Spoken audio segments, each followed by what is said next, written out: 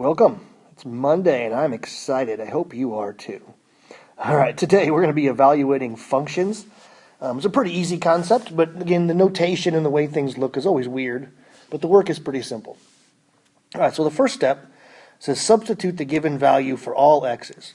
So our original problem is right here. F of x equals 5x minus 9. And F stands for function, a function where we're only using x, we're only using one number or one missing number, x. And we're asked to find f of negative 2, and that's where it's telling you what number to use. Since that negative 2 is in parentheses, just like this x right here is, what we're doing is we're replacing them. So when we find f of negative 2, it means every place there's an x, put in a parenthesis with a negative 2 inside. So instead of 5x minus 9, we got 5 times negative 2 minus 9. Now step 2, follow the order of operations to simplify. The order of operations says multiply before you subtract, so I'm going to do this part first, 5 times negative 2, which makes negative 10. Now I'm going to take negative 10 minus 9, which makes negative 19. Again, the work is pretty basic and simple, it's just the way it looks that's funny. So let's try 2 more.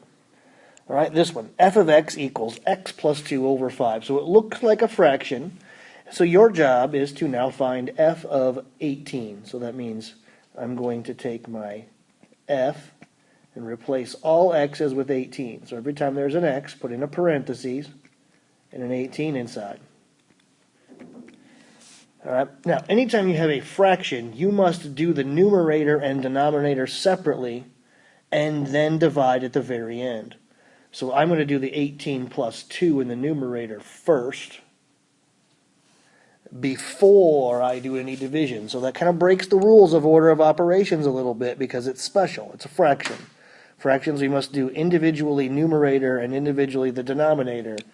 And then at the end, we divide or reduce. 4. 20 divided by 5. All right, one more. This one's just to show you that you don't always have to use the letter F. Sometimes functions can use other letters. And honestly, the letter out front really doesn't matter. F's the most common because it stands for the word function. But sometimes we have more than one function or functions with special situations. And when that happens, we can use different letters. So in this one, we're asked to find g of 10. So again, that means every place that there's an x, put a parenthesis in that spot, replace it with a 10. And then follow the order of operations. Multiply happens before adding, so negative 2 times 10 comes next. And then negative 20 plus 7 is negative 13. Like I said, it's not terribly difficult work, just looks not very pretty. All right, this is what you're doing today. And just a reminder, I am not at school today. I'm on a personal day, so you will not be able to catch me on the Zoom if you need any help. If you do need help on this, you'll have to contact me on Tuesday when I'll be back. All right, good luck today.